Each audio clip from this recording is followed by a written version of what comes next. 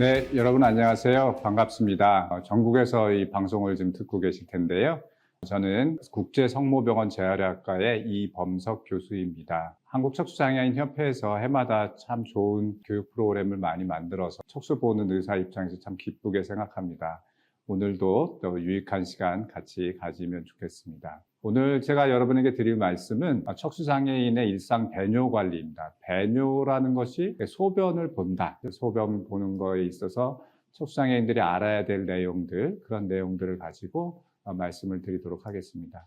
목차가 좀 많기는 한데요. 그래도 이런 내용으로 진행된다는 걸 알고 들으시면 지루하지 않으실 겁니다. 척수 손상의 이해, 방광과 신장의 이해, 배뇨 방법의 선택, 청결 간헐적 도뇨법 (CIC), 시작한 후에 실제적인 문제들, 성공적인 방광 늘리기, 그다음에 요실금, 요로감염, 유치도뇨, 폴리죠. 폴리 방법, 그다음에 비닐이나 콘돔으로 실금 처리하는 방법, 스스로 소변 보는 방법, 자율신경 과반사증, 평생 1년에 한 번 방광 종합검진하자, 이런 내용이 되겠습니다. 첫 번째로 이제 척수 손상의 이해입니다.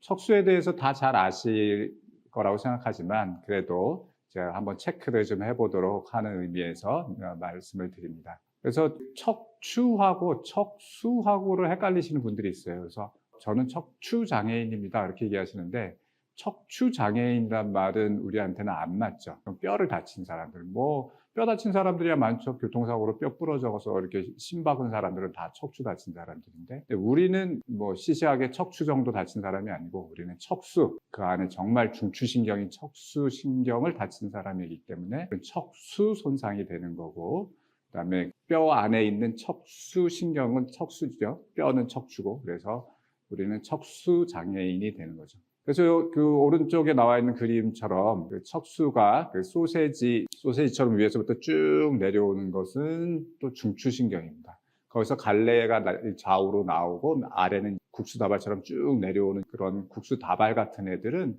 얘는 말초신경이죠. 그래서 척추를 어느 뼈를 다쳤느냐에 따라서 중추신경이 마비가 되느냐, 말초신경만 다치느냐가 결정이 됩니다. 그게 요추 1번과 2번 사이가 되죠. 요추 1번, 1, 2번 사이보다 위에를 다치면 중추신경을 다쳐서 여러 가지 이제 척수 손상의 그런 증상들이 나타나고, 그 아래를 다치면 일반 심한 디스크 환자 같이 그냥 말초신경 위주로 다치게 됩니다.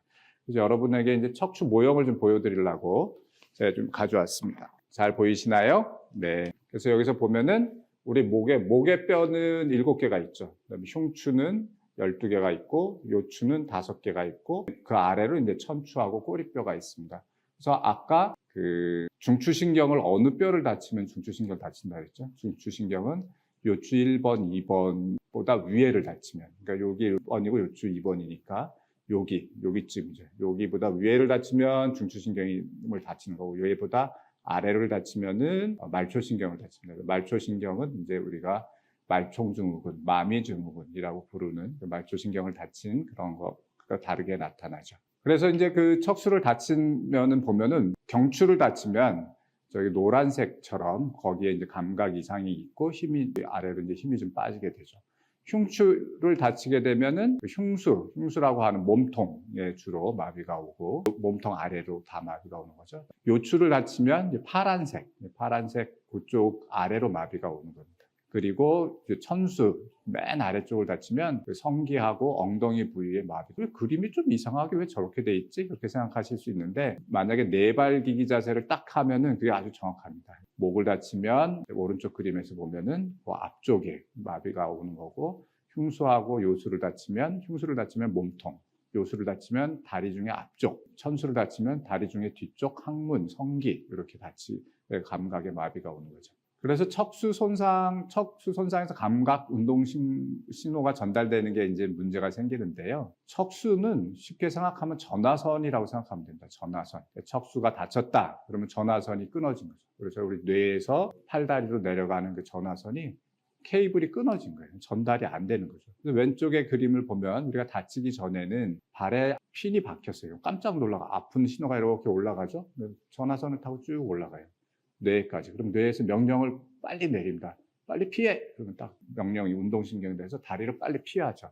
그런데 그 전화선이 끊어지면, 척수 케이블, 전화선 케이블이 끊어지면 찔려도 아픈 게 전달이 안 되고 차단이 되죠. 그러니까 뇌에서도 명령을 내려가지고 다리를 움직이라고 명령을 내려도 전화선이 끊어지니까 전화선이 전달이 안 돼서 다리를 움직일 수 없게 됩니다. 우리 여기 계신 분들 중에, 강의 들으시는 분 중에 슈퍼맨 아시는 분, 손 들어보세요. 슈퍼맨. 궁따리 샤바라 아시는 분.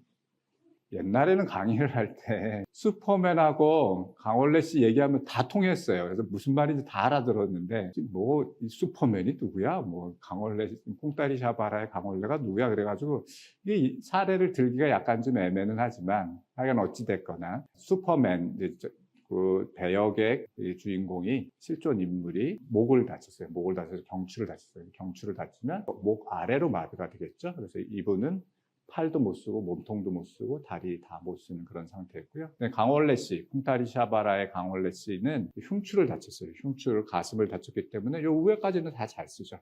요 아래에 감각이나 움직임이 없습니다. 그래서 경추골절이 되면 사지마비가 되고, 흉추, 요추골절이 되면 아래쪽 하반신 마비가 되는 거죠. 그리고 이제 척수 손상 중에 이제 상부 손상하고 하부 손상으로 나눕니다. 이게 좀 약간 어려운 개념이긴 한데, 굳이 이렇게 얘기하는 거는, 아까 그 중추신경을 건드렸던 요추 1, 2번보다 약간 위에를 다치면 그게 이제 상부 손상이 됩니다. 그리고 요추 1, 2번보다 아래를 다치면 하부 손상이 되는데, 이 어려운 말을 왜 꼭 알려주려고 하냐면, 알아두면 도움이 되는 것들이 있어서 그래요. 상부 손상, 그러니까 경추하고 흉추를 다쳤을 때 주로 나타나죠. 이게 경추랑 흉추 다친 분들 손 들어보세요. 네, 여러분들이 상부 운동 손상인데, 근데 더 정확하게 얘기하면 다친 경우에도 다리의 강직 현상, 막 떨리고 하는 강직 현상이 나타나는 분들이 그거 상부 손상이라고 정확하게 얘기할 수 있어요. 내 뜻대로 못 움직여도 강직으로 자꾸만 다리가 움직이니까 근육의 운동을 계속 하는 거예요. 얘는. 내가 하고 싶어서 하는 건 아니지만. 그렇기 때문에 다리 근육이 마르지 않아요. 그리고 항문 괄약근도 이렇게 꽉 조여 있어요. 물론 내 마음대로 조일 수는 없지만 이게 건드리면 꽉 조입니다. 그리고 방광도 세게 좀 자꾸 수축하려고 하는 현상이 나타나서, 상부 운동신경 손상인 분들의 방광은 쉽게 쪼그라들고 작아지는 경향이 있어요. 그럼 하부 운동신경원 손상인 경우는 어떨까요? 하부 운동신경 손상은 요추를 다친 경우인데, 우리 요추 다치신 분들 한번 손 들어 봐 주세요. 네, 여러분들. 그리고 요 아래 나온 내용이 맞으면 이제 하부 운동신경원 손상이죠. 요추를 다치신 분들은 되게 다리에 경직이 없어요. 이렇게 축 처져 있습니다. 그래서 축 처진 채로 오래 있다 보니까 몇 년이 지나면 다리 근육이 쭉 말라요.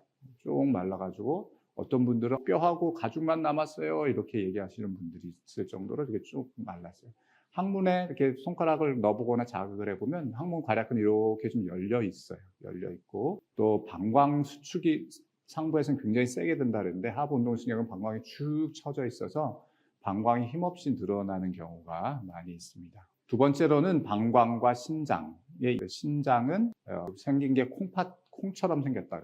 콩팥처럼 생겼다. 그래서 콩팥의 이에 그렇게 아시면 돼요. 그래서 우리가 보면은 왼쪽의 그림처럼 신장은 생각보다 배 위쪽, 뒤쪽에 있죠. 뒤쪽에 있어요. 그리고 방광은 배 아랫배 쪽에 있고, 그 두 개를 연결해 주는 것이 요관이라고 하죠. 그리고 방광에서 요도를 통해서 소변이 아래로 내려오죠. 그래서 이게 이제 방광의 모양인데, 왼쪽은 이제 남성 방광의 모양이에요. 그래서 남성 방광의 모양이랑 여성 방광의, 오른쪽은 여성 방광의 모양이죠. 그래서 그 빨갛게 동그라미가 되어 있는 게 요관 구멍이죠. 그 요관, 콩팥에서 내려오는 요관이 저 구멍을 통해서, 저 밸브를 통해서 이 방광에 소변이 내려오는 거예요. 그리고 파란색 동그라미로 해놓은 게 괄약근 2개씩 있는데, 남자들은 전립선 위쪽에 내측 괄약근, 전립선 아래쪽이 외측 괄약근이에요. 여성분들은 전립선이 없기 때문에 내측 괄약근, 외측 괄약근을 좀 보여드리는 거예요. 그래서 이게 그 방광 실물 크기 모형입니다. 제가 한번 실물 크기 모형을 가져왔어요. 저 슬라이드에서 잘 보이긴 하지만 그래도 한번 실물을 좀 보여드리려고요. 그래서 이게 방광이고, 여기가 전립선이죠. 그래서 여기 괄약근이 여기 하나 있고 여기 하나 있는 거죠.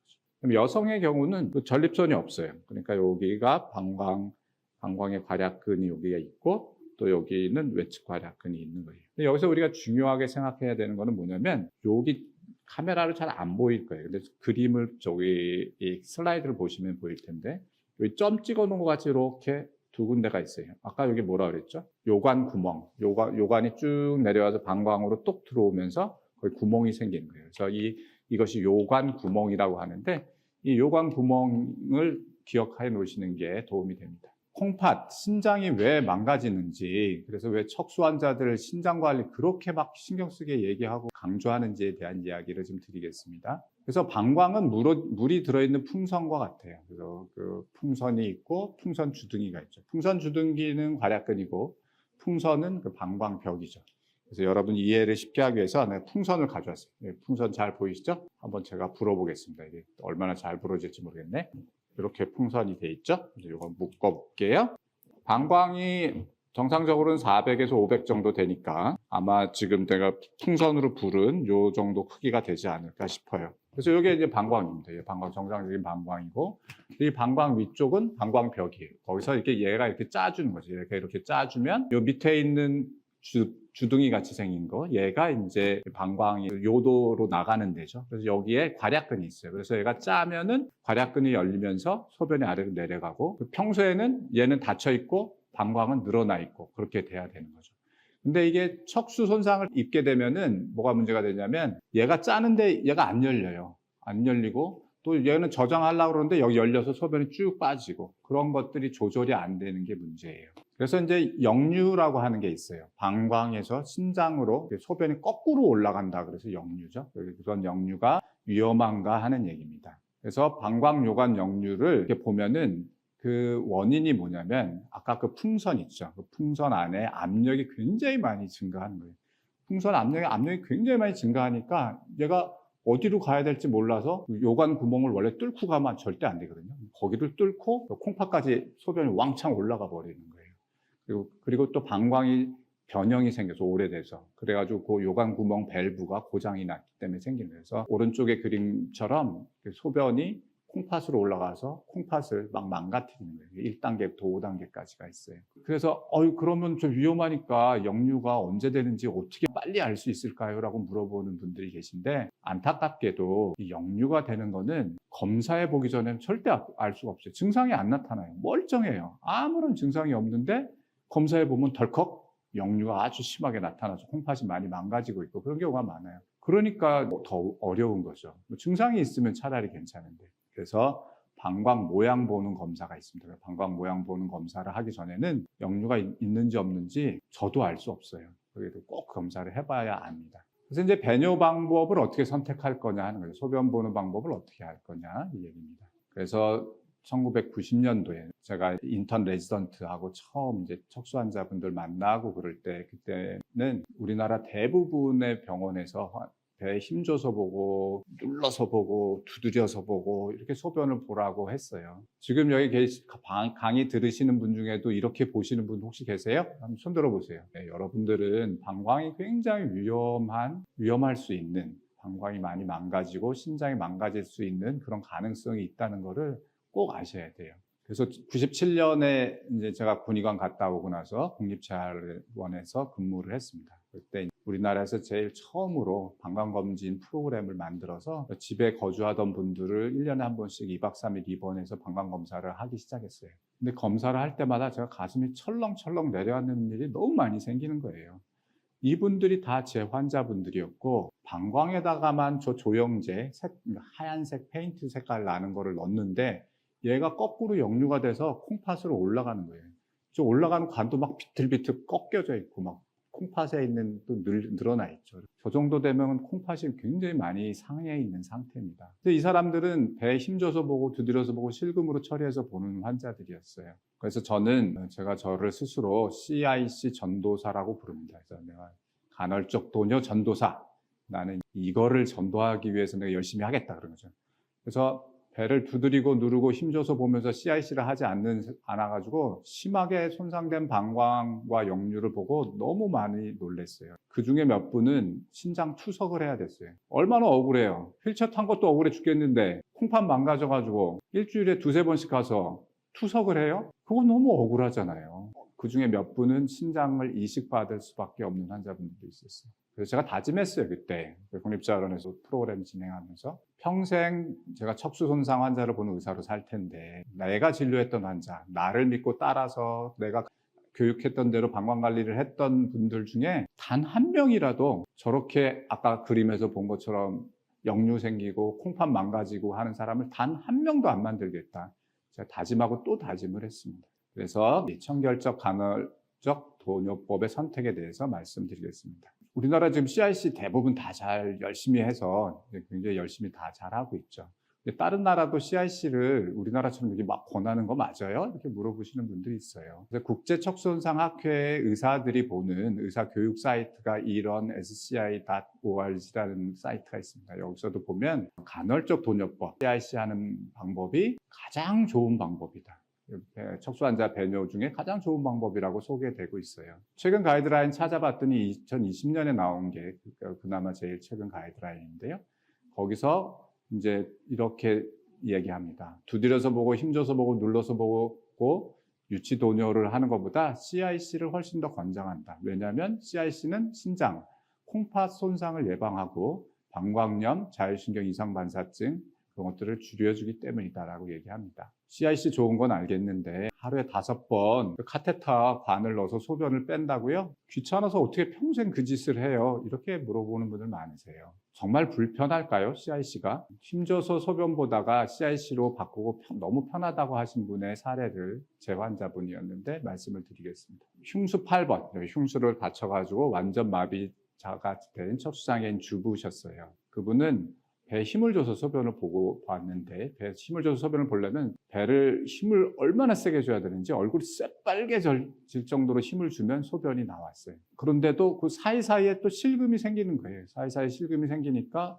성인용 기저귀 있죠. 성인용 기저귀를 5-6개를 매일 이렇게 갈아서 해야 됐고 그러다가도 또 자칫 잘못하면 바지에 자꾸만 새고 또 이불에도 적시고 그랬습니다. 여러분들 성인용 기저귀 마비된 환자분들한테 한번 갈아줘 보신 적 있어요? 굉장히 힘듭니다. 마비된 다리를 이리 돌리고 저리 돌리고 하면서 기저귀를 5-6번을 갈아야 되는 거예요.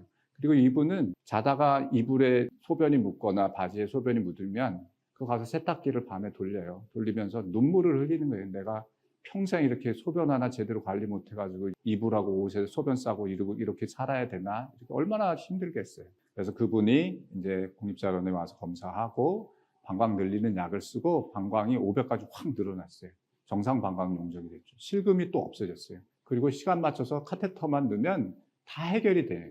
그래서 이분은 힘줘서 소변 보다가 CIC로 바꾸고 자기는 천국의 삶을 살고 있다가 지옥에서 천국으로 왔다고 그래요. 여러분들 이분의 말씀을 잘 들어보세요. 이게 불편한 겁니까? 과연 뭐가 더 불편한 건지 생각해 보셔야 됩니다. 달리기와 중장비 운전까지 가능했던 포크레인 기사 50대 그분이 최근에 국제성모병원에 입원하셨습니다. 이분은 다리 힘이 굉장히 좋아서 뭐 일도 다 하세요. 남이 보면 뭐 척수장애인이라고 생각이 안 들 정도예요. 이분은 배를 눌러서 소변을 봤어요. 근데 방광검진하고 나서 방광이 너무 쪼그라들어 있고 방광 보면 굉장히 쪼그라들어 있고 울퉁불퉁하거든요. 방광 늘리는 약 쓰고 CIC로 배뇨를 하고 너무 좋다고 하셨어요. 그분이 하신 말씀을 그대로 제가 옮긴 겁니다. 그분이 지금 이렇게 건설 현장에 있고 그래가지고 아주 화통하세요. 뭐 말도 재밌게 하시고 그래가지고 말도 아주 그냥 직설적으로 막 하십니다. CIC 하기 전에는 정말 미칠 것 같았어요. 바지에 똥 안 싸니까 이제 살 것 같아요. 소변이 자주 마려워서 하룻밤에 화장실을 6번, 실수는 2-3번 하고 바지가 젖었는데 일을 하다가도 화장실을 갈 수도 없죠. 포크레인 작업하다가 어떻게 화장실 가겠어요. 그러니까 포크레인 버켓에 이렇게 쪼그리고 들어가서 앉아가지고 손으로 방광을 눌러가지고 소변을 거기서 봤어요. 중장비 운전 한참 하고 건설하고 있는데 소변이 마려우면 정말 미치는 것 같았어요. 지금은 배를 누르지 않고 CIC로 소변 빼니까 너무 좋고 주머니에 그래서 항상 카테터를 5-6개 갖고 다니다가 그때그때 소변을 빼요. 대변은 전에는 운전하다가 막 나왔어요. 지금은 밤 10시에 좌약을 넣으면 잘 나와요. 바지에 똥 안 싸니까 정말 살 것 같아요. 대변을 왜 전에는 그렇게 많이 자꾸만 나왔겠어요. 내가 배에 힘을 줘서 자꾸만 대변을 보려고 하니까 거기 항문 괄약근이 열리면서 거기 대변이 그때마다 또 대변이 찔끔찔끔 나오는 거예요. CIC를 시작한 후 실제적인 문제들입니다. 그래서 하루에 CIC를 몇 번 해야 되나요? 물어보시는 분들이 많아요. 그래서 하루에 CIC는 4번에서 6번까지가 우리가 표준입니다. 보통 한 5번을 권장합니다. 너무 적게, 너무 띄엄띄엄하면 방광에 소변이 오래 고여있기 때문에 요로 감염이 많이 생기고 너무 자주 하면 뭐 7번, 8번, 10번 하면 환자나 보호자가 얼마나 힘들겠어요. 그러니까 보통 한 5번 정도 권장합니다. 하루에 나오는 총 소변량은 1,800에서 2,000 정도를 유지하도록 노력하셔야 돼요. 그래서 내가 소변 본 양을 다 더해서 매일 정확하게 될 때까지는 적어보시는 습관을 기르시면 좋아요. 그리고 정상적인 방광 용적은 400에서 500 정도가 되도록 유지되도록 하는 게 좋아요. 그래서 600, 700까지 너무 많이 늘어나게 하는 거는 오히려 안 좋습니다. 처음에는 시간을 정해놓고 CIC를 합니다. 그래서 아침 6시, 10시, 2시, 6시, 10시, 새벽 2시 뭐 이렇게 하는데 저는 개인적으로 새벽 2시는 CIC 하는 걸 권하지 않아요. 왜냐하면 새벽 2시에 하려면 자다가 알람 맞춰놓고 깨가지고 그걸 해야 되는데 그러면 환자나 보호자 너무 힘들어요. 그리고 만약에 아직 병원에 입원해 계신다면은 새벽 2시에 불 켜고 부시럭부시럭 하면서 CIC 하면 옆에 환자들 잠을 못 자잖아요. 그러니까 마지막 10시에 하고 그 다음날 새벽까지 안 할 수 있게 조정을 하면 제일 좋아요. 근데 이제 하다가 보면은 소변이 너무 많이 몰리는 시간은 소변을 1시간 일찍 빼요. 소변이 이 시간에는 별로 안 나오는데 그러면 1시간 뒤에 빼고 그래서 자기에게 맞는 그 시간을 맞추면 됩니다. CIC를 할 때 카테터가 잘 안 들어가는 경우가 이제 종종 생깁니다. 그래서 요도 입구나 중간에서 안 들어가면 이건 요도 협착의 문제예요. 요도 협착이면 비뇨기과 가시면 쇠막대기 같은 거 이렇게 굵은 걸로 이렇게 좀 넓혀줍니다. 넓혀주거나 정 안 되면 이게 확장 수술 같은 것들을 시술을 하시죠. 근데 거의 끝부분에서 안 들어가는 경우가 있어요. 거의 끝부분에서 안 들어가는 경우가 4번에 해당하는 거, 5번에 해당하는 건데 4번은 가짜 통로예요. 그래서 가짜 통로라는 거는 카테터가 들어가다가 뒤에를 툭 한번 치는 거예요. 그럼 쑥 살이 들어가겠죠.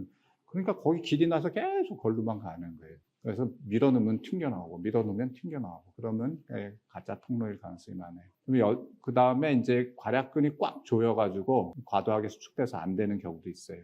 그래서 이 입구에서 그 괄약근이 있는 데까지가 요도의 길이죠. 거기 남성은 한 20cm, 여성은 3, 4cm 정도 된다 생각하고 대강 그 끝에 가서 그러는구나 이걸 알 수가 있겠죠. 괄약근 수축에 의한 경우, 이런 경우가 굉장히 많아서 이럴 때는 일반적으로 이런 방법을 씁니다. 긴장을 좀 풀어야 돼요. 몸의 긴장을 쭉 풀고 편안한 자세로 앉아서 하는 게 좋고요. 그다음에 하면서 이걸 넣으면 괄약근들이 축 처지면서 이렇게 잘 들어가는 경우가 많아요. 그리고 우리 남성의 요도는 S자 커브로 2번 꺾여 있어요. 2번 꺾여 있기 때문에 이 2번 꺾여 있으면 들어가다가 이렇게 2번을 꺾어야 되겠으면 잘 안 돼요. 그래서 이 귀두, 요도 입구를 배꼽 쪽으로 이렇게 올리면 카테터를 넣으면 U자형이 되겠죠. U자형으로 이렇게 하면 훨씬 더 잘 들어가요. 외출을 했는데 CIC를 할 수 있는 장애인 화장실 찾기 힘들어서 어떻게 CIC 할 수나 있겠어요? 그때마다 어떻게 해요? 그렇게 말씀하시는 분들이 있습니다. 승용차에서도 CIC 할 수 있나요? 물어보는 분들도 있죠. 그래서 차 안에서 외출을 했을 때 화장실이 마땅하지 않은 곳을 가야 되는 상황이 있다면 이런 비닐백이 달려있는 그런 세트가 달려있는 그런 카테터를 가지고 다니면 좋습니다. 그래서 이게 이제 그런 건데요. 여기 보면은 이거 열면 비닐 주머니가 있어요. 비닐 주머니가 있고 이건 여성용이라서 샘플을 작은 걸 가져왔는데 여성용은 이렇게 짧아도 되니까 이렇게 놓으면 그냥 승용차에서나 아니면은 변기 화장실에 가서 꼭 옮겨 앉을 필요도 없이 그냥 휠체어만 돌려서 하면 이렇게 소변이 쭉 차겠죠. 이게 쭉 차요.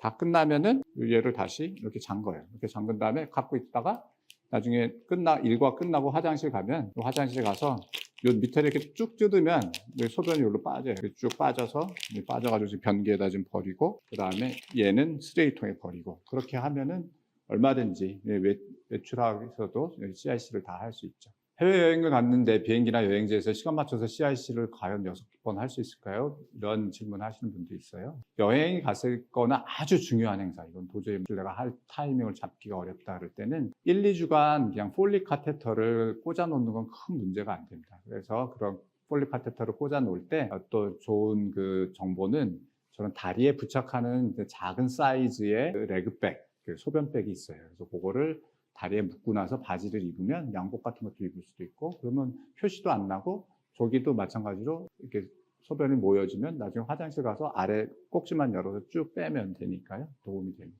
CIC 카테터 종류가 너무 많아요. 너무 많죠. 정말 많아요. 저도 몇 가지 가져왔는데 뭐 이런 회사 이름 다 얘기하기도 어려울 정도로 굉장히 많은 회사에서 이런 다양한 카테터가 지금 우리나라에서 이렇게 공급이 되고 있습니다. 그래서 이런 다양한 카테터들이 많아서 이거는 우리도 뭘 권해드릴지 사실은 좀 조심스러워요. 어느 특정한 회사를 또 어떤 회사 거를 권장하기도 좀 어렵잖아요. 그래서 처음에는 우리는 어떻게 하냐면 요 하나씩 다 드려요. 다 드려가지고 다 해보는 거예요. 자기한테 맞는 거를 고르는 거죠. 아, 이게 나한테 잘 맞는구나. 그러면 그거를 선택을 해서 처방을 받으면 됩니다. 성공적으로 이제 방광을 늘리는 거에 대한 이야기입니다. 그래서 방광이 엄청 작아졌는데 이거 어떡하죠? 방광약을 먹으면 방광이 늘어난다고 하는데 진짜 늘어나나요? 물어보시는 분들이 있어요. 이분은 경추 4호봉 골절로 이제 목을 다쳐가지고 이제 사지마비가 된 분이었어요. 그래서 그분은 배 2002년도 그때 이제 다치고 나서 4년 돼서 방광 검진을 하러 오셨는데 배에 두드리고 힘줘서 봤어요. 근데 압력이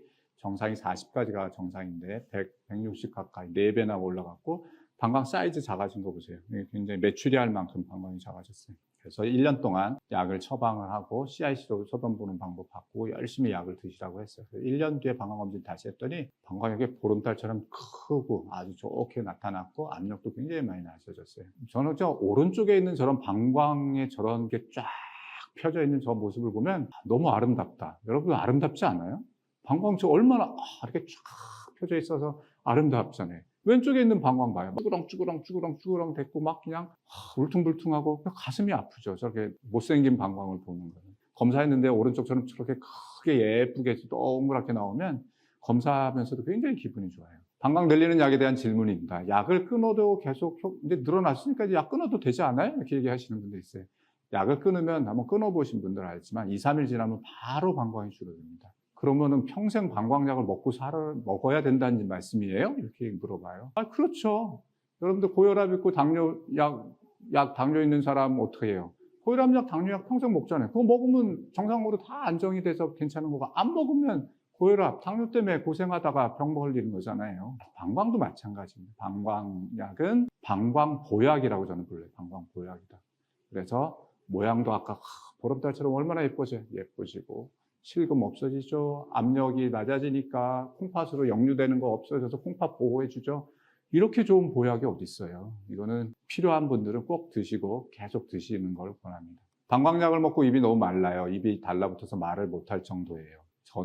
그런데 입마름, 변비, 눈 침침함이 없는 그런 방광약이 나왔죠. 그래서 미라베그론, 베타미가라는 약이에요. 이 약은 기전이 완전히 달라요. 전에 약들은 다 항콜린성이라는 그런 기전인데 이거는 그 베타를 자극해주는 약이라서 그래서 이 약은 쓰면은 뭐 효과도 좋고 부작용도 없어서 굉장히 좋습니다. 먹는 약 말고 방광을 늘리는 방법이 있을까요? 방광 늘리는 방법 중에 이제 여러분도 아시면 보톡스 주사가 있습니다. 보톡스 주사가 뭐예요? 얼굴 막 주름살 생기고 쭈글쭈글 하면은 보톡스 주사 나면 이게 쫙쫙 펴지잖아요. 쫙쫙 펴집니다. 방광에도 이 보톡스 주사를 넣으면 이 보톡스 주사를 들어가서 내시경으로 보면서 2, 30군데 콕콕콕콕콕콕콕 찔러주고 나와요. 그럼 이 방광이 쭉 펴지죠. 그래서 먹는 약 갖고 잘 안 늘어나는 방광이거나 아니면 약을 먹는데 너무 많이 먹어야 되는 경우나 그렇게 보톡스 주사를 하면 좋아요. 보톡스 주사는 6개월에 한 번만 맞으면 이게 예쁘게 방광을 잘 늘려줄 수 있어요. 보톡스 주사로 안 되는 환자들이 아주 드물게 있습니다. 아주 드물게 있는 그런 분들은 방광 확대술을 해야 돼요. 이게 좀 큰 수술이에요. 장을 잘라야 되고 장을 잘라서 열어서 방광을 또 잘라요. 그래서 뚜껑을 만들어서 장으로 덮어줘야 되기 때문에 큰 수술이긴 한데 보톡스나 먹는 약 갖고 안 되면 어쩔 수 없이 이 선택을 해야 됩니다. 요실금, 소변이 새는 것, 요로 감염, 요로에 염증이 생기는 것, 방광염, 신우염 그런 것들에 대한 얘기입니다. 갑자기 없었던 실금이 생기는 경우가 있어요. 그래서 그 생기는 원인은 가장 많은 건 이제 방광에 염증이 생겨서 생기는 거죠. 그래서 그럴 때는 이제 소변이 탁해집니다. 염증이 있고 냄새도 나고 실금이 생기죠. 그래서 이럴 때는 물을 많이 마시면 물 많이 마신 것만 갖고 씻어만 내도 좋아지는 경우가 많아요. 그런데 그렇게 안 되면 병원에 가서 진료받고 필요할 때 항생제 처방을 받으면 됩니다. 그다음에 실금이 없다가 생기는 경우는 방광의 초기에는 척수 손상이 되고 나서 방광은 이렇게 축 처져 있어요. 처져 있다가 2, 3개월이 지나면서 그 뒤부터 방광이 쪼그라들기 시작하거든요. 그래서 방광 수축이 시작됐다는 신호일 수가 있는 거죠. 그래서 3개월이 지나서 방광 수축이 시작되면 새지 않았던 소변이 샌다. 그럴 수 있죠. 그럴 땐 어떻게 하면 되겠어요? 방광 늘리는 약을 그때부터 복용을 하면 됩니다. 소변이 탁해지고 실금이 생겼어요. 이건 뭘까요? 방광염이겠죠, 방광염. 그래서 요로 감염, 방광염이에요. 방광에 생기는 요로 감염을 방광염이라고 해요. 소변이 탁하고 냄새나고 방광 용적이 줄어들어서 실금 생기고 또 감기 몸살처럼 그렇게 좀 불편할 수 있어요. 그래서 우리 척손상이 되기 전에는 몸이 으실으실 춥고 그러면 나 감기 걸렸나? 독감인가? 이렇게 생각하면 되는데 척손상 이후에 그런 증상이 생기면 나 방광염 아닌가? 이런 생각을 먼저 하는 게 좋아요. 초기에 방광염은 물로 계속 씻어내면 바로 좋아집니다. 그래서 우리 방광은 우리 몸의 그 하수구 싱크대의 싱크 그 홀 보고 있죠? 그거와 같아요. 그래서 물을 그 콩팥에서 피를 깨끗하게 걸러내서 찌꺼기랑 물을 방광에다가 내려보내고 거기서 하수구처럼 내보내는 거죠. 그렇기 때문에 이 방광에 염증이 생기면 깨끗한 물을 많이 먹어가지고 싱크대를 씻어내면 돼요. 설거지하다가 지저분해지면 어떻게 해요, 여러분? 싱크대. 물 들어가지고 슉 하면 다 내려가잖아요. 그래서 물을 많이 마시고 CIC 횟수를 좀 늘려서 방광을 씻어내는 거죠. 그래도 해결이 안 되면 병원에 가서 항생제 처방을 받으면 돼요. 소변이 탁한데 열이 심하게 나요. 막 38도, 39도, 40도까지 올라가요. 그런 경우는 대개는 콩팥에 염증이 동반된 경우가 많습니다. 그걸 우리가 신우신염이라고 하는데 신우염, 고열이 나고 이런 경우는 대개는 먹는 항생제 갖고 잘 안 되고 주사 항생제가 필요할 수 있어요. 그리고 또 이제 남성들의 경우에 신장에 염증이 없는데도 열이 계속 나는 경우가 있어요. 그런 경우는 부고환염, 우리가 음낭 속에 있는 불알이라고 하죠. 불알, 그게 고환인데 그 고환이 염증이 생기면 그렇게 될 수가 있어서 잘 잡히지 않는 그런 열이 많이 나고 그럴 때는 한번 음낭 쪽에를 한번 만져보세요. 그 안에 만져보면 메추리알 같이 만져지는 애가 그 고환인데 걔네들이 뜨끈뜨끈하고 커져 있고 그런 걸 확인해 볼 수 있습니다. 밤에 소변이 너무 많이 몰려요. 그래서 밤에 소변이 몰리는 이유는 두 가지인데 낮에 휠체어에 앉아있으면 물이 아랫배랑 다리도 다 내려가죠. 그러니까 이 심장은 약간 위잖아요. 아까 그림에서 보듯이. 그걸로 올라가는 양이 적어요. 근데 그러다가 밤에 딱 누우면 다리에 있던 물이 아랫배에 있던 물이 정신없이 올라가서 홍수처럼 막 그때부터 그 공장이 정신없이 돌아가는 거예요. 콩팥이. 그래서 이런 분들이 깜짝 놀라는 거예요. 내가 이제 휠체어 타고 있다가 소변이 마려워서 CIC 해가지고 소변 다 뺐어요. 완전히 다 빼고 졸려. 그래서 잠깐 한 시간 반 잘까? 하고 잠깐 잤다가 일어났는데 배가 빵빵해. 이상하다. 내가 아까 소변 뺀 지 1시간밖에 안 됐는데 CIC를 해봤더니 500이 또 나와서 이거 뭐 망가진 거 아니야? 그래서 그건 당연한 거예요. 이렇게 딱 눕는 순간 소변이 올라가기 때문에 그런 거예요. 또 경수 환자들에게서는 특히나 그 저녁에 항이뇨 호르몬이 분비가 잘 안 돼요. 우리 조물주가 사람을 만들 때 밤에 화장실 가는 거 불편하니까 밤에는 항이뇨 호르몬이 나와가지고 소변량을 적게 만드는 그런 호르몬이 밤에는 올라가고 낮에는 내려가요. 그래서 밤에 몰리는 소변을 해결하려면 늦게까지 휠체어 타고 있다가 마지막 CIC하고 바로 자지 말고 9시 뉴스 할 때쯤 침대에 올라가서 소변 만들고 11시나 12시경에 마지막 CIC를 하고 자면 되죠. 저녁 식사 후에 수분 섭취를 줄이는 게 굉장히 중요합니다. 대개 수분 섭취는 오전에 대부분 먹는다. 점심 먹고 나서는 줄이고 저녁 먹고 나서는 거의 안 먹는다. 이렇게 조절하는 게 도움이 됩니다. 그리고 아무리 이렇게 노력을 해도 밤에 몰리는 소변 문제가 해결이 되지 않으면 아까 이야기한 항이뇨 호르몬을 저녁에 복용을 하나씩 할 수 있습니다. 유치 도뇨, 도뇨관을 계속 유치해 놓는다는 뜻이죠. 폴리 카테터, 폴리죠. 이 방법은 어떠냐는 거죠. 경수손상 환자가 스스로 CIC를 못하는데 보호자가 하루에 5번 CIC를 해야 돼요? 물어보는 분이 있어요. CIC를 스스로 못하는 사지마비 환자들의 경우에는 어떻게 할 거냐 하는 거죠.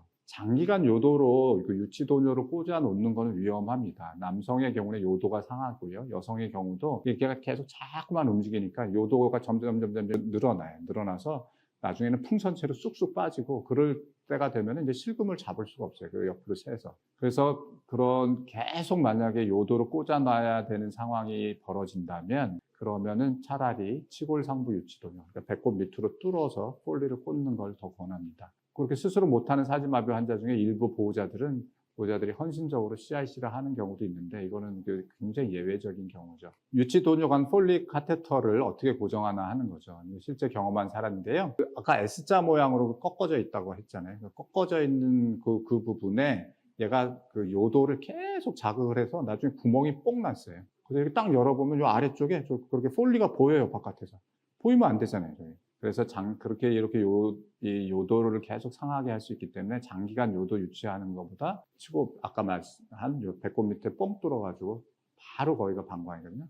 그게 나중에 필요 없으면 빼면 또 일주일 만에 딱 닫히거든요. 그래서 거기다 꽂는 방법을 권합니다. 그리고 또 이제 남성들의 경우에 요도 유치 도뇨관 폴리 카테터를 고정하는 방법은 이 입구, 요도 입구, 그러니까 귀두 부위죠. 귀두 부위가 배꼽을 향하도록 붙이는 게 좋아요. 그래야 이게 U자 모양이 돼서 요도가 상하는 걸 막아줄 수 있어요. 또 어떤 분들은 폴리를 꽂아놓고 소변백을 달아놓고 소변백을 침대에 묶어놓고 그걸 까먹고 보호자들이 하나, 둘, 셋 하고 확 잡아 당겨가지고 폴리가 잡아 당겨지면서 요도, 방광에서 요도로 내려오는 그쪽이 찢어져가지고 피가 엄청 나오는 경우가 있어요. 그런 걸 막기 위해서는 폴리 카테터를 이렇게 묶어주는 거나 장치나 스테트락이라고 이렇게 붙이는 게 있어요. 저것도 굉장히 도움이 됩니다. 그래서 저걸 해서 배 쪽으로 이렇게 붙이는 거죠. 유치도뇨와 관련된 질문들 보겠습니다. 유치도뇨에도 방광약을 먹어야 되나요? 이제 복용해야 되죠. 약을 늘리지 않으면 방광이 쪼그라들어요. 유치도뇨는 얼마 간격으로 교환하나요? 월 1회 바꿔주는데 염증이 계속되면은 2주에 1회 바꿔줄 수 있습니다. 효과적으로 고정하는 방법은 도뇨관을 삽입을 해서 풍선을 부풀린 다음에 쭉 잡아당겨서 끝에까지 걸리게 하는 것이 좋습니다. 비닐이나 콘돔 소변백으로 실금을 처리하는 방법은 어떤가요? 물어보는 분들이 있어요.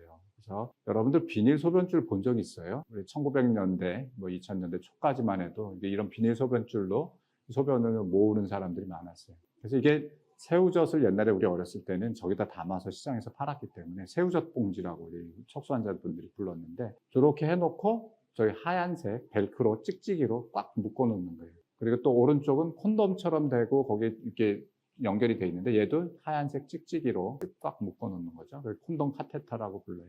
그런데 그런 찍찍이를 느슨하게 해놓으면 자꾸만 새가지고 소변이 나와서 옷을 적시니까 이 찍찍이를 꽉 조이게 돼요. 저는 꽉 조이게 되니까 상처가 나서 피부에 손상이 오게 됩니다. 이건 제가 실제로 경험했던 사례 차트를 복사한 건데요. 그때만 해도 종이 차트였기 때문에 환자분이 왔는데 비닐 소변줄을 하고 있었는데 찍찍이를 계속 그냥 꽉 고무줄로도 묶고 막 그랬어요. 그래서 다 파였어요. 50% 이상이 다 돼서 덜렁덜렁 음경이 끊어질랑 말랑한 상태로 왔어요. 비뇨기과 가서 어떻게 살릴까 했는데 도저히 살릴 수가 없어서 저기를 절단할 수밖에 없었던 케이스예요.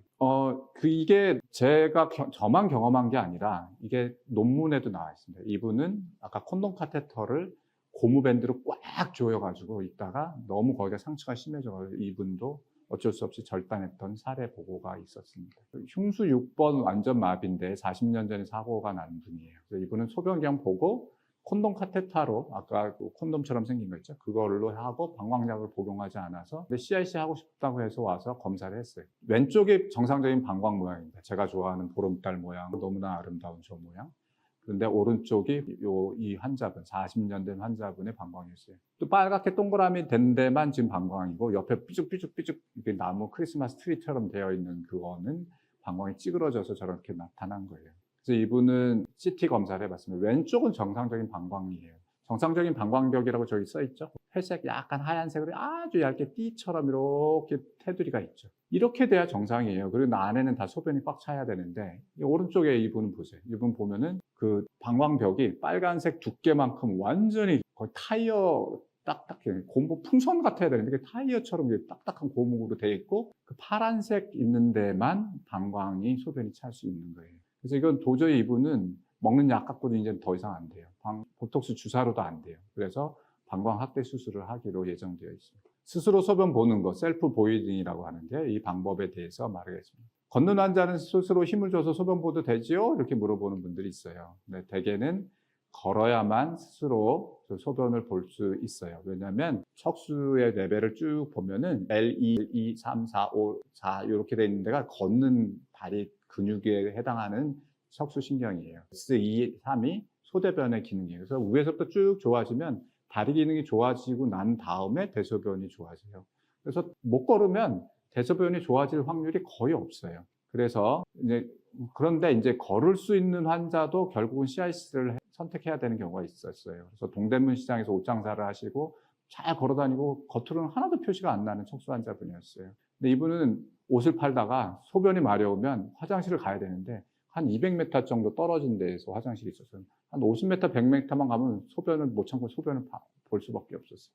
이분과 의논해서 잘 걸어다니고 달리기까지 하지만 방광 늘리고 CIC를 했어요. 그래서 이제 달리기가 가능했던 환자인데 이렇게 손상 초기에는 저렇게 방광 모양이 약간 변형이 있지만 좀 어느 정도 괜찮았는데 손상 후 8년 후에 약도 안 먹고 CIC도 안 해가지고 다 망가진 방광으로 왔어요.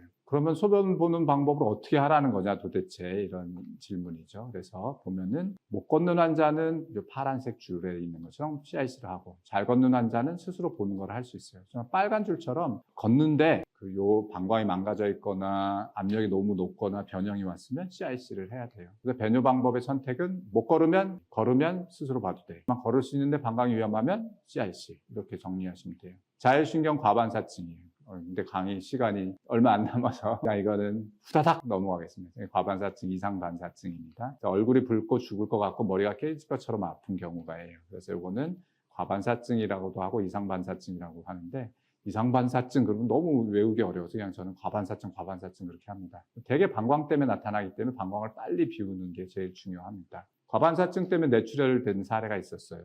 어느 여성분인데 연말에 친구들하고 모임을 하고 있었는데 CNC도 혼자 자기가 할 수 있는 분이었는데, 아까 그런 키트를 집에 두고 나와가지고 거기서 집에 가려고 했는데 친구들이 밥만 먹고 가 막 그래가지고 기다리다가 도저히 안 되겠어 콜택시 불러가지고 집으로 가다가 뇌출혈이 됐어요. 이분은 하반신마비인데 뇌출혈로 편마비가 돼서 한쪽만 쓸 수밖에 없는 안타까운 사연이 생겼어요. 그래서 외출 시에도 CIC 물품 꼭 챙겨야 되고, 그 증상이 오면 빨리 소변을 빼야 되죠. 과반사증 후에 계속 심한 증상이 있는, 극심한 통증이 있는 환자였었는데 뭘 해도 잘 해결이 안 됐는데 이 스프레이, 트로링구알 스프레이를 뿌려주고서야 좋아졌던 케이스가 있습니다. 그래서 이 교육 자료는 제가 이제 이렇게 만들었습니다. 이렇게 조그맣게 만들어가지고 여기 스마트폰에 넣어놓거나 지갑에 넣어놓고 응급실에 가서 의사들 보여주라고 이렇게 만들었는데, 그래서 이런 증상들이 나타나는데 이 증상 중에 안절부절하고 이러다 죽을 것 같아요. 그러면 방광이 찼나를 빨리 확인해서 빨리 빼주는 게 중요합니다. 그래서 아까도 말씀드린 것처럼 이 스프레이를 이렇게 뿌려주면은 과반사가 확 증상이 좋아져요. 평생 1년에 한 번 방광검진을 받기를 권해드립니다. 방광검진을 해서 방광이나 안전한지, 콩팥이 안전한지를 보는 거예요. 국립재활원에는 지금 3,000명의 사례가 있고 국제성모병원은 110명의 사례가 있습니다. 그래서 맺은 말입니다. 저는 척수장애인을 10,000명 정도 진료를 했습니다. 그리고 방광검진한 환자가 3,000명입니다. 그런 척수 전문 의사의 마음에서 방광을 관리하는 사람들이 딱 봤을 때 저 CIC 잘해요. 방광 늘리는 약 먹어가지고 방광도 잘 늘어났어요. 그러면 마음이 굉장히 편해요. 정말 너무 잘하고 계신다. 너무 칭찬해주고 싶어요. 소변줄을 저는 꽂고 있어요. 그렇지만 방광은 용적을 잘하고 있어요. 이런 분도 아주 안심은 아니지만 그래도 안심해요. 근데 저는 CIC 안 해요. 그거 왜 해요? 배 힘줘서 보고 눌러서 보고 실금으로 봐요. 그러면 저를 굉장히 걱정시키는 분입니다. 방광관리의 가장 좋은 선택 방법은 뭐예요? 여러분은 1시간 동안 그냥 입에 침이 많아서 뭐예요? CIC, 청결, 간헐적 돈요법, 이거 기억하셔야 돼요. 척수손상 환자의 방광관리는 CIC 가장 좋은 방법이고, 방광 크기가 400에서 500이 되도록 약을 써서라도 어떤 방법을 써서라도 늘려야 돼요. 퇴원 후에 1, 2년에 한 번씩 꼭 방광 검진을 해야 돼요. 우리 국립국제성모병원의 교수님들하고 전공의 선생님들이고요. 또 우리 병원의 박효정 척수전문 간호사가 너무 잘 도와줘서 감사하게 생각합니다. 방광검진 아주 다 맡아서 해주고 있어요. 네, 경청해 주셔서 감사합니다.